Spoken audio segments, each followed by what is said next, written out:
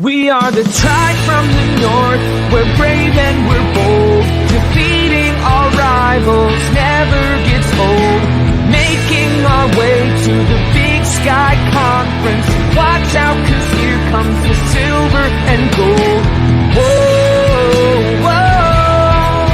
This is Tubbs at the Club for the Vandals of Idaho. Welcome back, Mighty Vandals, to Tubbs at the Club, the Idaho Vandals affiliate on the Big Sky Podcast Network. Today, I am your host, Dallas Hammer, joined by the best and brightest, Brian Marceau. Good to be here, guys. We're riding a 5-game winning streak, man. I know we have a reaction show from last week, but it's just still feels wild. 5 games in a row. Brian coming in hot and emotional off of this 5-game winning streak. Maybe we'll get a little more emotion out of seducer, Martin Heemstra. It's good to be here. It's cold and chilly in Moscow. The weather's getting cold. I am a little tired. It's a little late for me, but I am pushing through. I'm just excited to be here again, as always, for another week of show. All right. I am going to have to be our cocaine-addicted emotion here, as Brian and Martin both really just sliding into our late night. Again, it is 8:50 Pacific time for anybody watching not live or listening not live. We are recording this at 8:50 p.m. on a Tuesday. After all of us, it is well past our bedtime. So the amount of swear words is going to shoot through the roof. The amount of stupid things we say is, I don't know if it can get any higher, but we're going to try. We're just going to jump right in, guys. Brian kind of buried the lead there. Idaho on a 5-game win streak. This week, Around the Bar, brought to us by Hughes River Expedition, the number 14 Idaho Vandals are playing the number 2 Sacramento State Hornets. They are 7-0. They are undefeated this season, 4-0 in conference play. They have wins over UNI, Colorado State, and yes, I know they're FBS, but they are absolute trash. And Montana, beating Montana last week 31-24 in overtime, which was the lowest points Sacramento State has scored all year. And actually, if you watched, they got through that game because of a terribly blown call. Outside of that, hey, the win is a win. Troy Taylor comes in. He's 25-7 overall in his career at Sac State. Their offense, one of the best in the conference. They are number 1 in scoring with 45.9 points a game. First in yards with 514 yards a game. Second in overall rushing yards. Fourth in overall passing yards. They are 11 personnel with a 2-quarterback system. Brian, what do we need to know about the Sac State offense? Sacramento State offense, which might surprise people. I mean, we've talked about the 2-quarterback thing. We'll get to that. But if you want to know why Sacramento State is so strong offensively, you got to look at the ground game. In particular, probably the best running back in the Big Sky is the feature back for Sacramento State. His name's Cameron Scatabo. He's averaging 121.6 yards per game rushing, 7.8 yards per rush. He's dual threat, as in he's a solid pass catcher. But the thing that's going to stand out for you guys about Scatabo is this dude's easily the most physical rusher in the Big Sky. This is a guy who, no question, he's not looking to run out of bounds when he's on the sideline. He's looking to initiate contact, and kind of like, honestly, for us, Anthony Woods for Idaho does a little bit of this, but Scatabo is like this on steroids. This dude is real tough to bring down. And I mean, look, he, as a running back, he's a big play threat. How about that? That's what I would look at here. Definitely a guy who's going to be first team all Big Sky. And that's really, to me, the first matchup that I really care about for Idaho is how's Idaho going to handle Sacramento State on the ground. This is easily in FBS games the best rushing team that we're going to go against, with Scatabo maybe being the best running back Idaho's going to see all season. Yeah, I would argue that Scatabo is absolutely the best running back in the conference. The kid is amazing. Just runs people right over, but he's quick. He's a little shifty. He is tough to bring down, but Brian, like you said, he just seeks out contact. You mentioned he is probably going to be first team all Big Sky this year. He was third team all Big Sky last year. He's one of 2 running backs in the conference averaging 100 yards or more a game. He leads the conference in yards, leads the conference in yards per carry. The guy is everything, but he's only the tip of the spear for the rushing attack at Sacramento State. That's what kind of leads into the 2-quarterback system. They do a a full 2-quarterback system. It's really strange, but it somehow works for them. They have Jake Dunaway. He was third team all conference last year. He's their throwing quarterback, currently completing 62.4% of his passes. He's got 1,400 yards, 13 touchdowns. Pretty good numbers. They're not exploding off the page, but pretty decent. But Asher O'Hara is the second quarterback here. In 2021, he was All Big Sky first team as an all-purpose player. He was on the preseason list this year as an all-purpose player. Realistically, they could just count him as a running back, and he'd probably get Big Sky credentials as just a pure running back. He is 38 of 51. He's got 335 yards and 4 touchdowns through the air, so he throws a little bit, but he's got 480 yards and 13 touchdowns on the ground. Between him and Scadaboo, this team is crazy on the way that they run the football. It is terrifying. You combo that with the fact that they do put up 250 yards of passing offense each week, and we'll get into some of the pass catchers here in a minute. But Brian, should Idaho be more concerned about Jake Dunaway throwing the ball or Asher O'Hara running the ball? I'm going to say Asher O'Hara first, because like you just covered the touchdown stats. He's kind of a red zone. O'Hara's a red zone specialist who you will certainly see outside the red zone. If you have not watched Sacramento State play this year, the way I describe Asher O'Hara and how he is used is how people wish Paul Petrino had used Zach Borisch. As in O'Hara, most of the time he's going to run. When he throws passes, most of them are short passes. Now, once in a while, he'll throw an intermediate pass as well. This guy was a starting quarterback in the MAC, I believe, FBS. But what makes him a threat is his rush. His rushing opens up the pass game, but it also lets Troy Taylor, probably, if he's not the most creative play caller in the Big Sky, he's the second most creative play caller in the Big Sky. And Troy Taylor he's the head coach of Sacramento State. He's also the offensive coordinator. He does a weird system in Sacramento State where he openly says he has absolutely nothing to do with the defense. It's a complete bifurcation of Troy Taylor runs the offense and Andy Thompson runs the defense. But the way Asher O'Hara is used, it opens up opportunities for other running backs too, because there's now confusion at the point of handoff or fake handoff of who the team needs to follow, in a way that caused some problems for Idaho against Portland State in the first half with Sachere. Well, O'Hara is more dangerous of a rusher than Sachere. But your point about Jake Dunaway is, of course, taken, because Jake Dunaway is a traditional pocket passer. And your description of Jake Dunaway earlier, Dallas, was great. He's solid. He's certainly not the best quarterback in the Big Sky. He will miss at times, but he's not a bad quarterback at all. He's a guy who, if he was taking 100% of the snaps, his stats are going to look a lot more sexy. Doesn't make a ton of mistakes. And Sacramento State spreads the ball around quite well. Top target is tight end Marshall Martin, former All Big Sky wide receiver, first team All Big Sky from 2021. Pierre Williams is theoretically their most talented wide receiver, but just it hasn't been in the cards for him this year. But I mean, that's the kind of talent that there is on this team. That last year, a first team All Big Sky wide receiver is not. He looks like he's now their number 3 pass catcher. So yeah, like Troy Taylor's he's done a damn good job at Sacramento State. One Big Sky loss for the Hornets since Troy Taylor took over in 2019. It was to Weber State, a good Weber State team in 2019. That's it. Yeah. Years of just quality football from Troy Taylor's guys. The interesting thing is, I mean, this was a pretty decent rebuild for him, and he did it almost overnight, very similar to what Eck is currently doing with Idaho, where he took a lot of the same players, created a new system, things worked out a whole lot better. And then what we see a lot of Sac State's guys they have a good amount of seniors. A lot of their pass catchers are seniors or juniors, but a lot of their offensive line is guys that are like sophomores, freshmen that are just being recruited and playing over the guys that were there before and doing a pretty good job of it. That's the kind of the scary thing about this team, is their offensive line is what is causing them to be so good. They are just consistent across the board. They've had the same guys all year long. They've been very lucky to avoid injury. And a lot of these guys have been here playing for multiple years. Right guard Brandon Weldon, he was on the preseason All Big Sky list. Last year, he was the second team right guard. He's started 32 straight games on the offensive line. The right tackle, Ivan Garza, has started 17 straight games, 10 games at left tackle last year.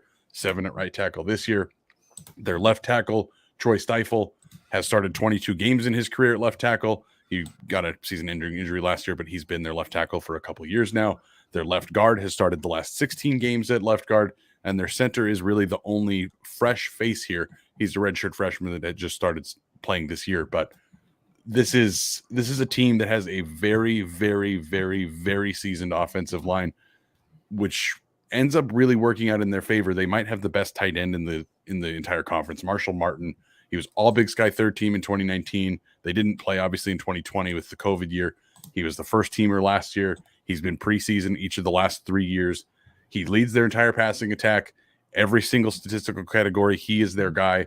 34 receptions, 437 yards, and 6 touchdowns, which makes him tied for 10th, 9th, and tied for 3rd in those categories, respectively, in the Big Sky. So when you're talking about a team that, again, is scoring almost 46 points a game and leading the conference, we have now covered they have 2 quarterbacks. Both are good at what they do. They might have the best running back in the conference. They have a receiver. Again, Pierre Williams was all Big Sky first team in 2019 and 2021. Historically, he's been one of the best receivers in the conference. Marshall Martin, best tight end in the conference. This team is offensive perfection. It's going to be really interesting to see. Both of their quarterbacks are seniors, so maybe moving forward they get away from the 2 quarterback system. But right now it works for them. Usually when you have 2 quarterbacks, you don't have any. But at least in the regular season, man, this team is terrifying. I don't even know what you do defensively to stop this team. Do you just hope to shut out the running game, hope to shut out the passing game, make them beat you the other way? But realistically, they're probably going to beat you the other way. This team is loaded from top to bottom offensively.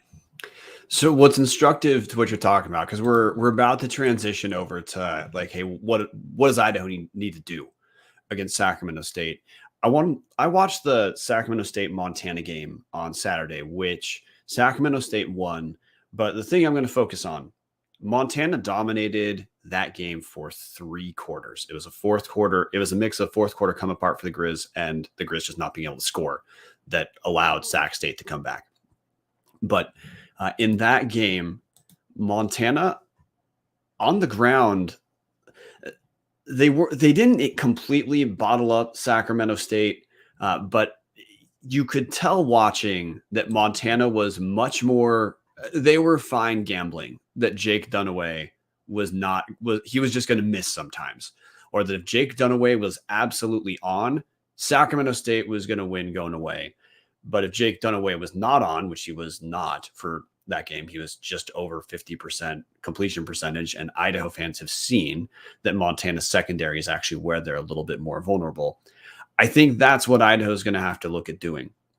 Is you're not going to completely stop the best rushing game in the Big Sky, but Idaho needs to make sure that we are not getting just completely annihilated in the run game.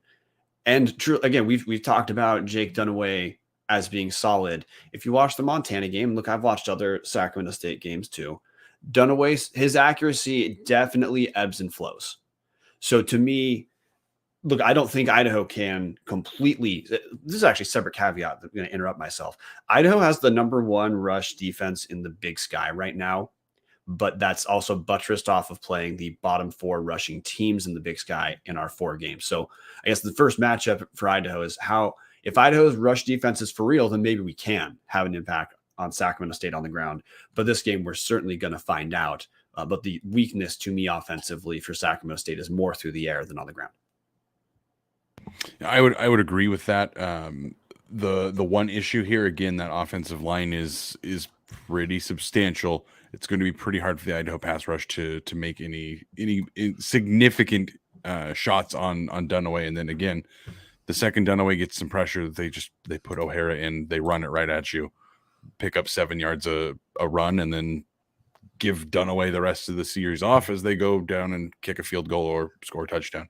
That is the one thing that is a little bit nerve-wracking if you're Idaho and you're trying to win a close game here. Obviously, Ricardo Chavez has been phenomenal as a kicker, but Kyle Sandkowski, their kicker, was the #1 kicker in the Big Sky last year. He was the preseason kicker on the preseason team this year. He's 9 for 11 this year. He's missed both of his kicks from 40 yards.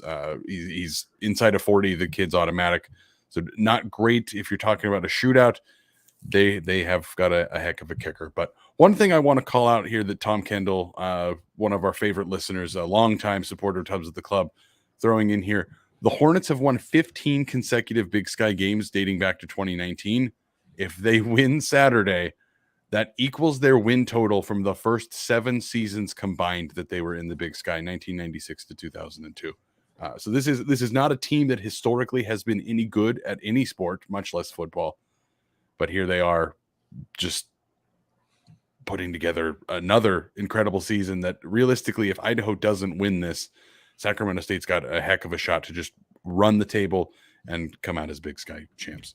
Well, that's the stakes for both these teams, is that both Idaho and Sacramento State have favorable schedules after playing each other this week. So whoever wins the game today, they're in the driver's seat for probably a share of the Big Sky championship. The Montana State has one rough game for the rest of the season, which is closing the year in the Bozeman for the Brawl of the Wild. Idaho and Sac State have the inverse of our tough game is today. Montana State's his last game of the season. But those 3 teams are in the discussion for the Big Sky championship, and Sac State and Idaho do not play Montana State. So the winner of this game has a very good shot of finishing 8-0 in conference play, definitely looking at a bye in the playoffs. And both of these teams too are looking for another quality win for the playoff resume, because that's the level Sacramento State and Idaho are at right now, is they're jockeying for playoff position. Idaho, we're still a little anxious because as FCS team, we haven't made it since 2018, but realistically, other than this game, Idaho's favored every game the rest of the season. So that's what this is for, man. This is Jason Eck has Idaho playing for a share, a leg up on a share of a Big Sky championship in year 1 when we're more than halfway through the Big Sky season, dude.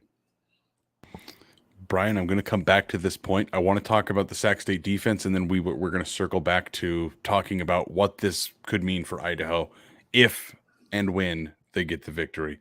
This defense led by Andy Thompson. For anybody that is familiar with that name, it's because a handful of possibly bright, possibly stupid folks at Tubs at the Club may have mentioned his name as a potential candidate for the head coaching job when Paul Petrino was let go. Obviously, we're very happy with Jason Eck, but Thompson was one of those guys that we'd kind of mentioned. He's a Montana guy. Their defense has been pretty solid, maybe not spectacular, but pretty solid throughout his time there. Right now, they are 3rd in scoring, 20.6 points a game, 5th in yards, allowing 377 yards a game. They're 2nd in rushing defense, just allowing 107 yards a game. Their weakness is their passing defense, 11th in passing with 270 yards a game. Brian, what sticks out to you about the Sac State defense? Now, the first thing we have to throw is a caveat, because Sac State is blitzing teams. The incentive for the team Sacramento State is playing in the second half is to throw more to try to catch up. So we do have to acknowledge that. Like week 1, Sac State gave up like 500 passing yards to Utah Tech, but they won by more than 20. But you're 100% right, man. The weakness is the secondary. I mean, hell, even if Montana had a competent quarterback whatsoever after Lucas Johnson went down, Montana wins last weekend. And we've seen Giovanni McCoy look the best barometer for me is the Montana game, not the Washington State, the Montana game, because that was the single game I'd say that Giovanni McCoy had to deliver for Idaho to win. And McCoy delivered against a better front seven and against a better secondary than we're going to see at Sacramento State, with the caveat being, I don't know if Sacramento State has a worse guy in pass coverage than Montana has in Robbie Houck. But there's no question that's the place that Idaho is going to have to look to exploit. But I also don't think Idaho is going to shift from its identity of passing about 40-ish% of the time and rushing about 60-ish% of the time. So to me, Dallas, you're right. The secondary is where Idaho is going to have to get some big plays. But Idaho has made it clear this Vandal team runs to set up the pass. So still, the question is going to be for both Idaho and Sacramento State, because I mean, honestly, Idaho's probably the best rushing team Sacramento State's played in the Big Sky as well, is what kind of test the opposition's run game is to the defenses for both teams. And that's the big thing I think here is going to be Idaho and how well can they run the ball against this defense. Again, second best running defense in the Big Sky behind just Montana. That's if you're looking at overall stats. I prefer overall stats. Brian prefers conference stats. So there's a little bit of variation here, but realistically, when you're talking about the three best run defenses in the conference, you've got Idaho, Montana, and Sac State. Obviously, we've seen what Idaho's running game did against Montana. Not a ton there. Hoping it's a little bit better against Sac State. Sac State's defense, it's interesting. So obviously they've allowed a ton of passing yards because they have guys just they're getting thrown on because they're up by 40 points in the fourth quarter. You look at their corners. Caleb Nelson, he's a transfer from North Dakota, fresh in this year. He leads their team and the Big Sky Conference with 8 pass breakups. He's got an interception and 21 tackles. Because he's got that interception, that means he has 9 total passes defensed. It's second in the conference. At the other corner spot, they've got Prince Washington and Dylan Juniel. The two guys kind of alternate back and forth who starts depending on who's healthier at the moment. But both of those guys are in the top 10 in passes defense. So if you're going to see Giovanni McCoy throw, especially if he's got to throw a lot to win this game, you're probably going to see a bunch of balls getting knocked down. They don't have a ton of picks. They have a handful. I think they have 7 interceptions, so a good amount of turnovers, but not backbreaking like you'd expect this defense to be doing. So if you're Idaho, you got to hope you're going to be able to throw the ball in the secondary at least a little bit, but it's going to come down to being able to run against this front 7. The big names for me, Jet Stanley and Tyler Hardiman, they're the two defensive tackles. Both guys have started the last 19 games, so realistically they started all of last season and all of this season. Jet Stanley was honorable mention in the Big Sky last year. Neither guy fills up the stat line, but they're the 2 giant defensive tackles that are going to wreak havoc on the run game. That's what's terrifying to me. Idaho is going to have to control the ball, control time of possession, because Sac State does not do that. They do not play a ball control offense. They score as quickly as they possibly can. If you look at their time of possession, they own the ball for 30 minutes and 40 seconds. So just 40 seconds above splitting the difference. It's not the Idaho offense of let's try to hold the ball for 45 minutes and beat teams that way.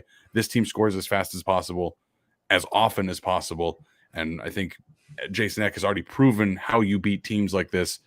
You hold the ball as long as you possibly can. And the only way we're going to get that done is if Idaho is able to run all over this defense, which nobody else has been able to do. Yeah, another factor here. Now, this coaching matchup, Dallas, is very much a new school versus new school approach. As in Troy Taylor, he has had a weird background in even getting the Sacramento State job. He was a bit older relative to getting a first head coaching look, had been offensive coordinator at Eastern Washington, then offensive coordinator at University of Utah, then took the Sac State job, signed a 7-year contract, which at Media Day, Bear Tycoon from Montana Mint asked him about that. And Troy Taylor said openly, well, to make the money work, to go to a place like Sac State in the Big Sky, they had to give him a huge guarantee that even if he got fired, he's going to get paid for a long time. But this is definitely not a Bobby Hauck, who, though Bobby Hauck's a very good Big Sky coach, Bobby Hauck clearly did not give his best effort against Idaho. Troy Taylor's not going to be overlooking Idaho because they're not a sexy recent matchup. Troy Taylor is very hardcore into just individual analysis and adjusting play style based off the matchup. So you can expect Taylor's going to he's going to look at Idaho defensively, notice what the different strengths are, and not care what type of game plan he typically has done throughout the year, but work to exploit the matchups. Now, we've just seen that just about no one can match up with Sac State on the ground, so that part is brain dead. That, I guess that to me is one of the X factors too, is we probably have, this is a coaching matchup of, in terms of newer coaches, guys who don't have a ton of head coaching experience. Both Jason Eck and Troy Taylor reputationally are very high in the minds of Big Sky fans, Big Sky media. And and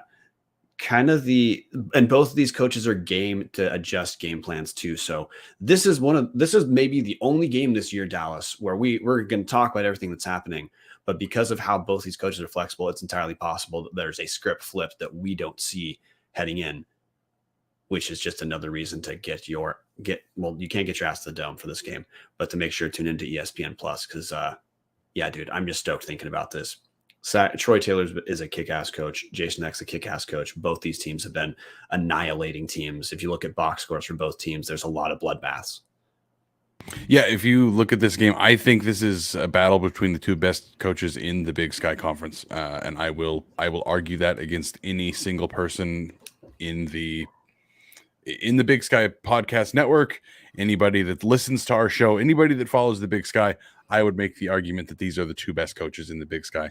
The defense for Sacramento State typically is a 4-2-5, that 50B being a nickel / outside linebacker / rover position. Wouldn't shock me to see that guy come. It's Marte Mapu. He's a 2021 All Big Sky second teamer, technically listed as a linebacker, but on the Big Sky list, but he's a nickel. He's like 6'1", 210 pounds. He's not quite large enough to be a linebacker. He's one of their best players, second on the team in tackles. He leads the team with just 2 interceptions. It's not a ton, but it's what leads the team. It would not shock me to see him come off the field and then stick another linebacker in there just to make Idaho's run game that much harder. It feels like this is a team that it's tough to prepare for. It's tough to explain what we're going to see because we don't know. It feels like Troy Taylor's the kind of guy who will, and Andy Thompson obviously running the defense there, feels like they're the kind of guys that are just going to adjust things. They're not going to do the Bobby Houck thing of, this is how we play football, and you're going to adapt to it or we're going to die. Does not feel like that at all. So everything's been kind of doom and gloom here about, hey, it's going to be really tough for Idaho to run the ball. Hey, Troy Taylor is a really good coach. If you're Idaho and you're looking for something to say, hey, this might be the key to this game, there is not a lot of pass rushing at Sacramento State. It's the one thing their defense is not particularly good at. They don't do a very good job at getting after the quarterback. They have Killian Roscoe serving on one end. He's got 25 tackles and a tackle for loss, 2 quarterback hurries, no sacks. The other defensive end position is flipping between Ariel Nada and Ayodele Adeoye. The two of them alternate as the rush end. Nada's got 2 sacks.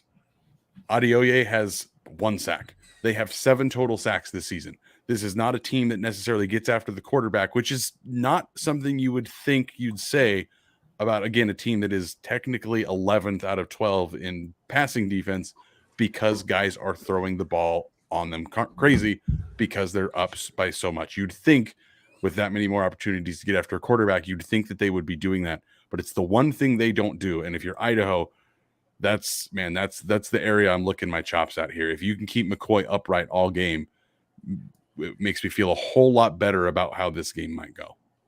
Well, that is something that, to me, I want to talk about now what Idaho can do, because you're right. We're talking about Sac State as though they're a good team because they are a good team. But hell, Idaho's pretty damn good as well. And the matchup, you kind of hit on both of the matchups I think that are going to be key. Is Idaho a relative weakness, especially we saw this against Portland State in the first half and some in the second half too, was pass blocking. And Sacramento State is a team that is not really in position to take advantage of that relative weakness for Idaho. We've seen Idaho look fine blocking in the run game. Not elite, like not Montana State level blocking, but still fine, good, absolutely good enough in the run game. Sacramento State probably not going to be able to pressure Giovanni McCoy the way that a school like Montana was going to. And also last week, Sacramento State was getting their ass kicked by Lucas Johnson before Lucas Johnson was taken out by a correct targeting call from Sacramento State. Helmet to helmet hit. Johnson was then on the sideline in street clothes, concussion kind of stuff. He had 3 rushes for 36 yards in about a quarter. So he was certainly moving around and finding room to run. Giovanni McCoy doesn't look to run first, but he can be effective in extending plays or finding first downs on the ground. And I'd expect we're going to see a little bit of that, but we're also going to see McCoy have some time to find those seams that he has been so good this year at persistently finding, which is the other favorable matchup for Idaho that we've already alluded to. But there's an Idaho end. Giovanni McCoy is probably going to have a good amount of good looks this game. I think we sometimes skip over Giovanni in terms of individual stats, just because we talk about all of Idaho. McCoy in Big Sky play, averaging 254 yards passing per game, 11 touchdowns, one pick, 76.3% completion percentage. That is best in the Big Sky. And look, also last week, hey, we saw some moments where McCoy almost threw some picks, but he didn't. He's had very few of those moments. So if there's a situation for McCoy to shine and maybe Eck and Schleissner to open up the playbook a little bit more, give themselves permission to rely on McCoy to win larger stretches of the game. I mean, this is the matchup you got to look at, because we talked about Montana being that type of matchup as well. This is a more favorable matchup for McCoy than Montana. Even though they're both on the road, Sacramento State secondary, not as tough as Montana. Sacramento State front seven, not going to get to McCoy the way that Montana sometimes could. So I guess that's the other thing. You talk about licking your chops. You got to expect Giovanni McCoy is pretty damn stoked to get this game going, because he's putting together an all Big Sky level campaign right now, and having a huge game in a favorable matchup. To me now, look, the Montana game was kind of the biggest game of the year. This is now the biggest game of the year for Idaho. This is the kind of game that Giovanni McCoy looks like he just relishes. Yeah, this is, if we're counting on McCoy to be that big game quarterback, like apparently he's gaining the reputation from the beatdown of Montana, this is the game that we've got to see that. If McCoy shows up and is able to at least complete some of those big plays, like we were kind of talking about that in the reaction show to the Portland State game. There's going to be times where Idaho's going to run the ball 60% of the time. And what that means for McCoy is you got to hit the small ones when it counts and get those first downs. You also have to be able to uncork those 45-yarders and rip off those giant chunks of the field. That's what this game is going to boil down to, it feels like. It doesn't feel like it's going to be necessarily a blowout one way or the other. Doesn't feel to me like one team is going to have control most of the game. Looking at everything about this game and about these teams, this feels like a slugfest. This feels like it's going to be maybe one team gets a 10-point lead at some point in the first three quarters, but it does not feel like any team is going to run away with this. It feels, honestly, to me, and I can't believe I'm saying this being Captain Positive over here, but it feels like whichever defense is able to get the important turnover when it matters, it feels like that's going to be the key to this game. Whichever team is able to steal a possession, hopefully in sometime in the fourth quarter. And my money would be on Idaho for that. Idaho forcing considerably more turnovers than Sacramento State is. Feels like that's a pretty good look for Idaho. You also see, like you said, Brian, Montana was honestly kicking Sacramento State's teeth in until Lucas Johnson went out. When Lucas Johnson went out, obviously everything changed. But even with Chris Brown, they were a bad missed call away from still winning that game in regulation and Sacramento State not being bailed out in overtime. The blueprint is there for Sacramento State to lose. It just depends if Idaho can capitalize on that blueprint or not. Yeah, in terms of takeaways, look, passing games where we're most likely to see takeaways as well. And in Big Sky play, Idaho has 8 picks. Sacramento State has 3. Both of these teams have played a relatively similar conference schedule. Both have played Montana, and then both have played not really anyone that tough. I mean, Sac State played Eastern, who's probably better than the second best team Idaho's played in Big Sky, but not, a fantastic schedule minus Montana. And Idaho has certainly been able to force turnovers, and that's been something Idaho's done since their first defensive possession this season at Washington State. So I guess that's another thing, guys, for us to not overlook is, we've talked about individual offense-defense matchup, but Idaho defensively has been able to come up with big plays, not, pick sixes, but timely interceptions and timely forced fumbles that turn the tide. That is certainly more of a strength of Idaho this season than you'd say of Sac State. So, Brian, we're rounding into that time. But before I ask for your score prediction, what is your key to this game? What is obviously we've talked about the different matchups we think are going to succeed, but picking out all of the keys that we've talked about, what is your number one key to the game? What does Idaho have to do to win this? Have to exploit the Sacramento State secondary, the way we've talked about. But the key to me for this goes for both teams. Both these teams defensively on the ground have been very strong this year. I think we're going to find out which of these teams is for real strong against the ground. Because for Idaho, this to me, I don't care about having played Washington State earlier. I think this is probably the roughest rushing attack that our defense is going to have to match up with. And Sacramento State, honestly, it's the same thing. In Big Sky play, Sacramento State hasn't played teams that can run the ball effectively. Montana doesn't run the ball that effectively, and that's the best rushing team that Sacramento State's played. Kind of ditto Idaho. So, I mean, this is another game where, similar to Idaho and Montana, where there's some matchups where we're going to find out how real both of these teams are. And to me, can both teams contain the other or not on the ground is a ton of where this game is going to be decided. See, I agree with you. I think that those are very important keys. To me, the key of this game is the turnover battle. If Idaho wins the turnover battle, I think they win this game. I think these are two teams that are quite evenly matched. They obviously have considerably different strengths, but I think Idaho's strengths match up really well with the weaknesses or supposed weaknesses of Sacramento State. I think if Idaho wins the turnover battle, I think this is over. Hopefully it comes down to Jack Schneider calling out turnover Tommy 2 yards away from getting 2 pick sixes. Would love to see turnover Tommy get that pick six. If Idaho scores a defensive touchdown, this game is not going to be close. I think this feels like Idaho catching Sacramento State at the right time. There's a couple cracks in the armor. They got through it. Feels like this is the right time to capitalize on it. So, Brian.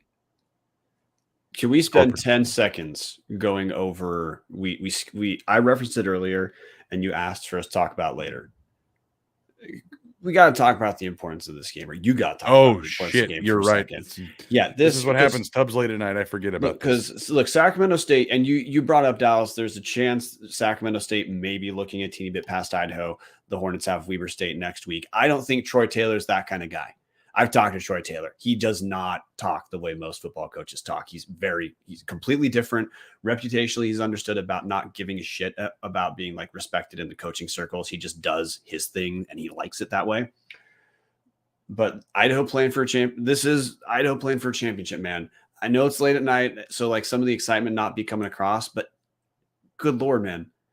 1 year, first year of Jason X stuff. Last year, Dallas, you and I did reaction episodes for some very not fun games. 2019 Sacramento State in Moscow beat Idaho so bad that the game stats were worse for Idaho against Sac State than against Penn State, where Idaho lost by like 71-7 or something like that, 78-7.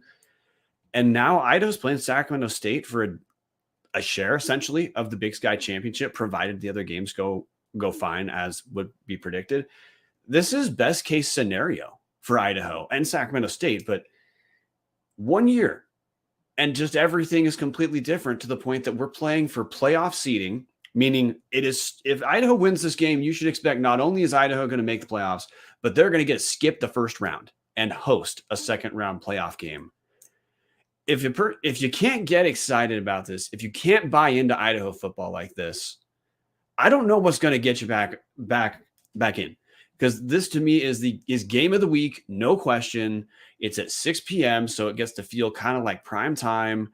I don't know how it gets better, except it being in Moscow.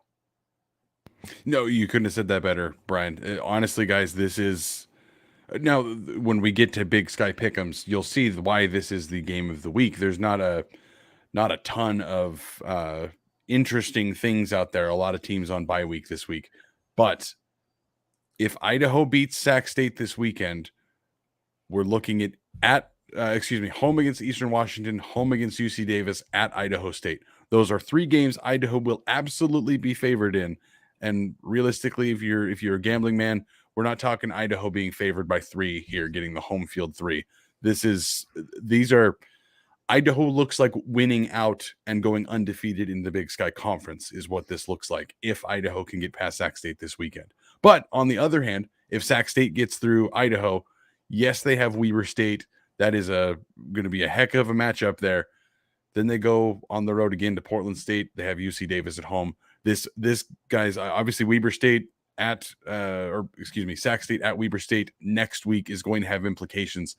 But this is the game right here. Idaho wins this game, and we are legitimately talking about Idaho winning the Big Sky Conference in year 1 of the Jason Eck era, getting a playoff bye, and honestly, legitimately looking like this is a team that could make a run to the semifinals or even the finals. This is the kind of team we're talking about at this point. You would then have 2 wins over teams that were top 5 in the polls at the time. Obviously, Montana's not top 5 anymore, but technically 3 wins if you talk about top 5 Portland State. This is the year, and obviously all of you guys listening to this, all of you guys following this, if you're live, if you're listening to this on replay, we have just about more live viewers now than we've ever had before, and it just grows every single week. Obviously, people's interest in Idaho is going up, and if you're listening to this, that's part of the interest. But if you know people that are looking for a reason to get back into Idaho football, or maybe they're not looking for a reason and you just need to bash them in the head with it, this is the team. This is a special team. We are legitimately 1 month left in the season, and we're talking about Idaho winning the goddamn conference after years of Paul Petrino struggling in the Big Sky Conference with all of these same players. This coaching staff deserves this. This university deserves this. Show some support. This team, again, even if they don't win this game, we're talking about 3 more games that look very winnable, and Idaho going 7-1 in the conference. Those are insane numbers. And this matchup too, this is just the dream scenario, guys. Idaho playing for a share of the Big Sky Championship, but we have to knock another team out of that share. This isn't Idaho playing a shitty Idaho State team because Sacramento State lost to Eastern or something like that, playing for the implication. No, this is essentially like an FCS bowl game right now, or a version of that. 2 highly ranked teams, Sac State number 2, Idaho number 14. Idaho should obviously be number 10 or something like that. Idaho should be around top 10, but 2 very good teams, undefeated in conference. Sac State just undefeated overall. Both these teams undefeated against FCS teams. And one of these teams is going to remain a favorite to win a share of the Big Sky Championship after Saturday, and one of these teams will not. We get to see it almost prime time, 6 p.m. I don't know how it gets better. The only way it gets better is if Idaho beats the shit out of these guys Saturday night. That's the only way this gets better. That's what everybody seems to be predicting in the chat. Well, not everybody's predicting the beatdown, but every single person in our YouTube chat right now is predicting a Vandal road win. My goodness, it is late night, guys. Brian and I are really just, well, maybe Brian's not, but I am just really just nosediving here. Brian, we are 40 plus minutes into the show. It is time for score predictions. What you got? Dallas and I have 6 missed Big Sky picks the entire season, guys. So this is a tough one for me for the reasons we just spent 45 minutes talking about. I think I saw chinks in the Sac State armor against Montana, because truly I think Sacramento State, if there's not that bullshit targeting, they definitely lose the Montana game. I think that Jake Dunaway is going to have to play the game of his season for Sacramento State to win this. I think Idaho is going to be able to slow Scatabo down enough that I'm going to I would never have pictured myself saying this at any point in my Vandal fandom. I'm going to pick Idaho. I'm going to pick Idaho 38-28. You heard it here first. Our best and brightest, Brian Marceau, picking Idaho 38-28. For anybody that has not been following me on social media over the last couple weeks, I was dunked on by Coach Eck after I picked Montana to beat them 2 weeks ago. He responded to one of my tweets and told me to stop picking against them. I made the promise last week that I was not going to pick against Idaho until they lost another game. I didn't even need to make that promise this week, guys. I'm not picking Idaho because of the promise. I'm picking Idaho because I legitimately think Idaho is going to come in and beat this team on that terrible little stadium, excuse for a stadium that they have. Idaho's going to go down to Sacramento State, punch them right in the face time and time again, and win this game. I don't know if it's 38-28. I'm thinking Idaho 34-31. I think it's going to be a close game. It's going to matter that Idaho gets a touchdown or it gets a turnover in the fourth quarter and goes on to win. But you heard it here. Brian and I both picking Idaho. And there's a Kurt Borchardt, one of our favorites. Kurt, it was nice to see you at the game last weekend. Nice to wave across the aisle there. Kurt mentioning very little home field advantage for Sacramento. They have a 20,000 seat stadium and they average only 10,000. So open air, half filled, not a great environment if you're trying to get home field advantage against a should-be top 10 team coming in to hopefully not end your season, but ruin your hopes at winning the Big Sky Conference yet again. I'm burying the lead. Brian and I are both picking Idaho. Martin didn't give us a score, but Martin has also picked Idaho. So the Tubbs guys hoping to go 3 for 3 with the Idaho game this week. With one caveat. We just didn't bring it up.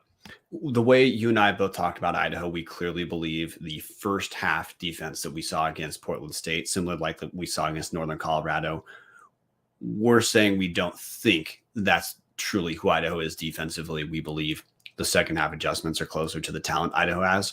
I bring that up because obviously if Idaho has a first half like they did against Portland State, they're getting their ass kicked. That Idaho cannot afford to play a half like that against Sacramento State. Will be buried if that's the case. But both of us are saying we don't believe that's who this team is when they're executing. We believe they're closer to that second half team. And to add to what Borchardt said, also, Kurt, great to meet you. Sacramento State's fans are kind of weird in that they're very good at all sitting on one side of the stadium. It's the stadium that the camera's on.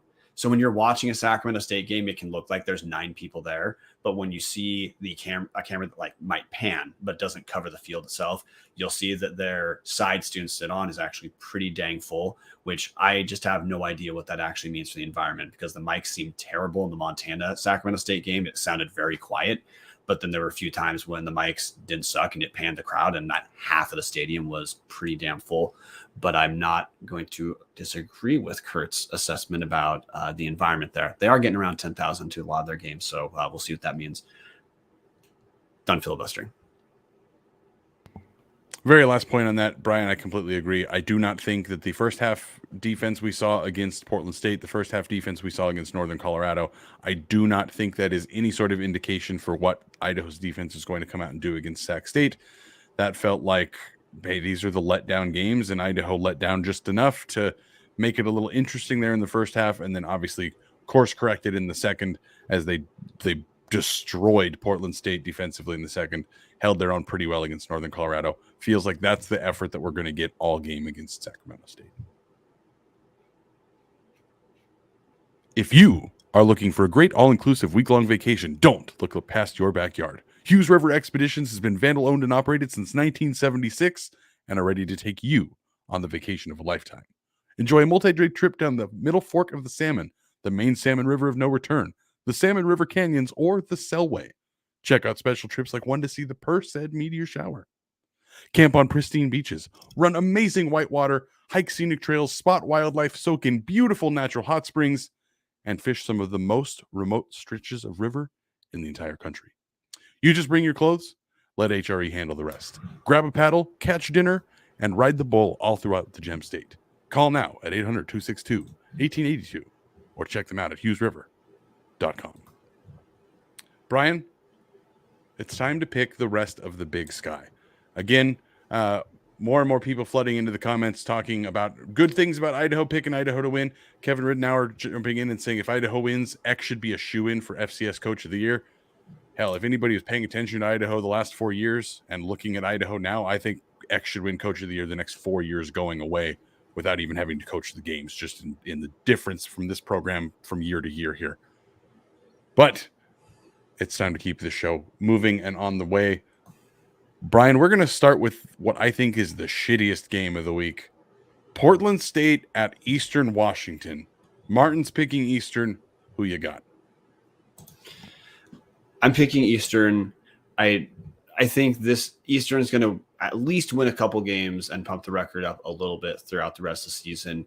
Portland State is, if they're not the worst team Eastern's played all year, they're easily the second worst, and they're not even close to the number 3 matchup.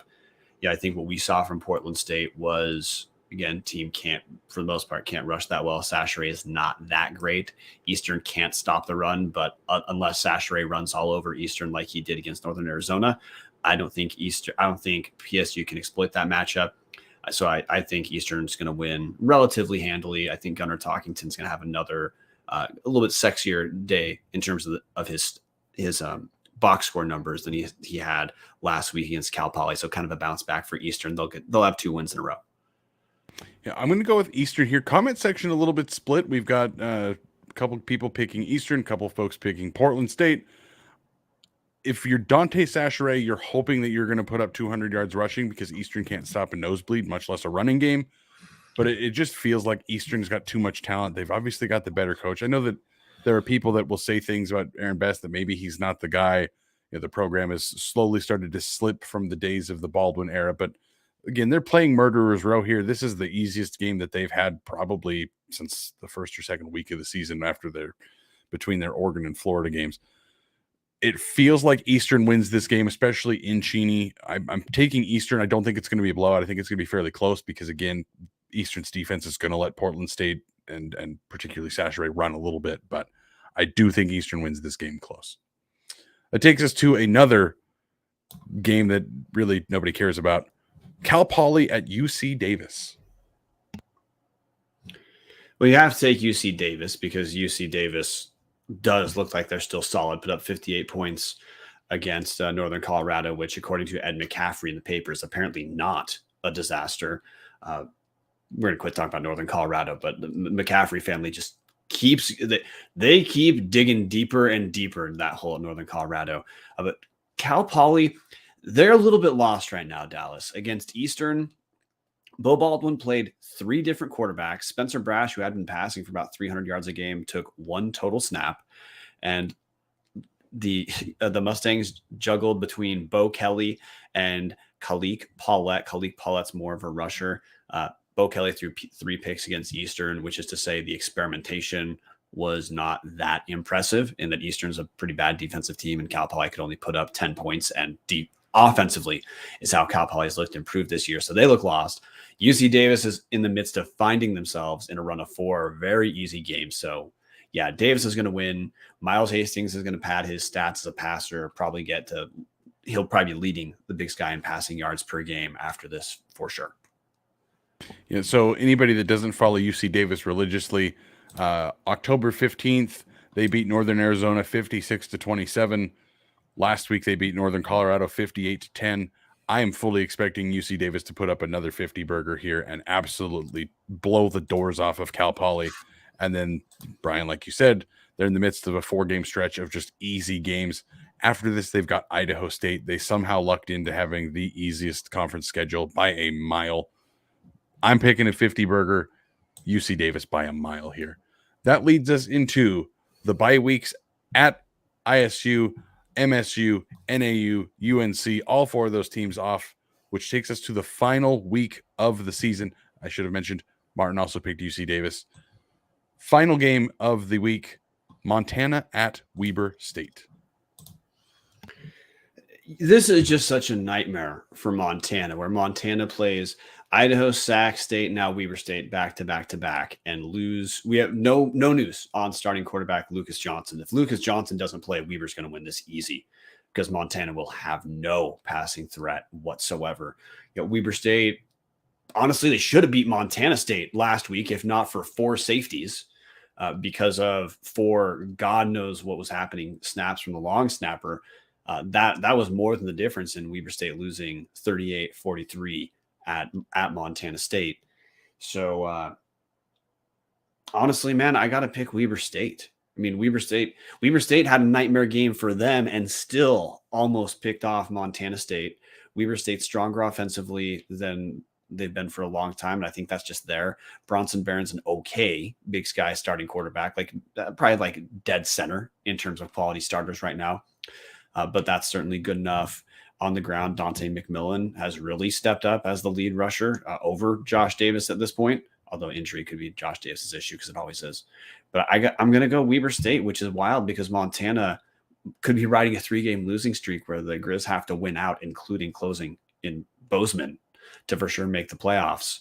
But I think Weber State shuts the door on Montana this week. Shout out to Jason Mayer jumping in and stating the bye week will beat ISU by 17. I think that's a little too close, but I do agree. He's also the only person in the chat that is picking Montana over Weber State. And Jason, unfortunately, I am not going to be jumping on that train with you. I'm in agreement with Brian. I think Weber State is just the better team top to bottom. If Lucas Johnson is healthy, that makes this game close. If they trot out Chris Brown, they're going to get annihilated. Weber State, I might get shouted at here, but in the Big Sky power rankings that Brian sends out to certain members of the Big Sky Podcast Network and the other affiliates, and listen to his show, he'll tell you all about them much better than I will. I picked Weber State over Montana State, even though they just lost to Montana State, because they had 4 goddamn safeties from the long snapper snapping the ball through the back of the end zone. Sometimes he was 30 yards up the field, sailed it over the guy's head, launched it into the end zone.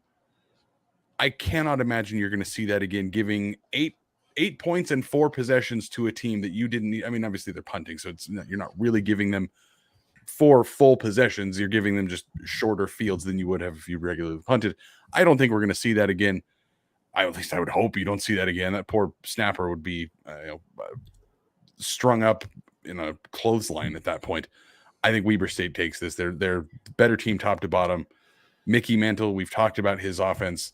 Jay Hill finally let go, finally let them score some points. It feels like Weber State all the way. The only caveat here, and again, not changing my pick, is you talked in the comment thread. I think Jason Mayer said Bobby Houck's going to be Bart Holt said Houck will be freaking out. Oh, this week Houck's already freaking out, and I bet the freak out is going to be they're going to make Bronson Barron win this game, because I bet Montana believes they can get to Barron and get him to make mistakes in a way that McCoy against Montana did not. But there's desperation on Montana's side. And look, Barron is okay, but he's a guy who could make those mistakes. So I half want to talk myself into the Montana part. But again, if Chris Brown's playing, it's not a game at all. And I still don't think Bobby Houck has learned the lesson of changing things up offensively at Montana from the last 2 games. So sticking with Weber State. But this is going to be a pretty exciting game to me as well.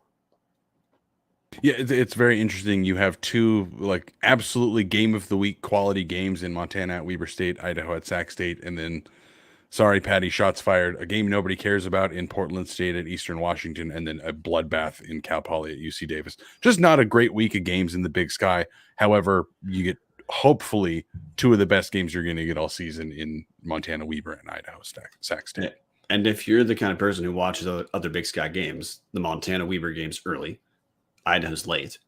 If you want to do nothing but watch Big Sky TV, or get divorced too, then that is absolutely on the table for you guys.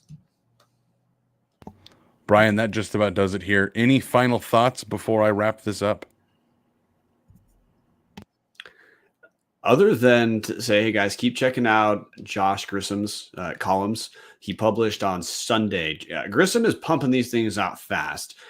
Got to call Josh out really quick in a positive way. When I talked to Josh about coming on, he said, yeah, I'll publish these as I can, because he really wanted to get involved. But like everyone else here, he has Tubbs doesn't pay the rent. So then I message him on Sunday saying hey, you going to publish an article? He says, yeah, it's already published on the website. No, Jesus Christ. Which is to say, Josh is getting columns out. So Idaho Tubbs the Club is hitting you with video and printed stuff. The columns Josh writes are pretty fun. It's some of the it's not precisely reporting, but it's not precisely opinion either. It's kind of a threading the line between those two, the way he writes his columns, which I find it entertaining as hell. So yeah, obviously guys, patreon.com/Tubbs at the Club. If you want to join me at 6 guys join since beating Montana. There's 7 guys joined since, kind of 7 guys joined since beating Montana. The crew is getting bigger. It's getting fun as hell. Our Discord is the single most active Idaho chat throughout the week. So you want to get involved, patreon.com/Tubbs at the Club. Thanks for your support, dudes. I do want to mention Martin is not here to do the Martin Minute. He checked out early because of bedtime, something I think Brian and I are both kind of wishing we had done as well, but we're more than happy to be sitting here still broadcasting almost at 10 o'clock on the Pacific Coast, way past our bedtimes. Thank you to Jason Mayer shouting out Vandal Soccer getting the number 2 seed in the Big Sky Conference tournament. They're going to be, so that gives them a first round bye. They will play the winner of Portland State and Montana, 11 a.m. Friday, November 4th on the long grass of Greeley, Colorado. Well, it is not so long anymore now that that's been replaced, but still funny to think about it. So if you're looking to support the Vandals that are not the football team, Friday, November 4th, 11 a.m. I'm assuming that game's going to be on ESPN Plus because, again, ESPN Plus, one of the best things that's ever happened to this conference. Very easy to find all of the games. They look great. Things work a whole lot better than Pluto. I told you so. Tom Kendall asking about veggies, and I just have to address it over 30 seconds, guys. Men's basketball is going to steal show minutes when it becomes newsworthy. The men's team not tipping off while Idaho football is playing for a potential share in a Big Sky championship. Yeah, we're just not going to talk about it yet. They've got to show they're newsworthy. That's not the case yet, guys. Basketball season's coming, but it's not coming here until there's no reason to talk football. So if you're like me, hope like hell that Idaho makes it to Frisco, because then that's the longer that we don't have to talk about that godforsaken program. With that said, go Vandals. Go Vandals.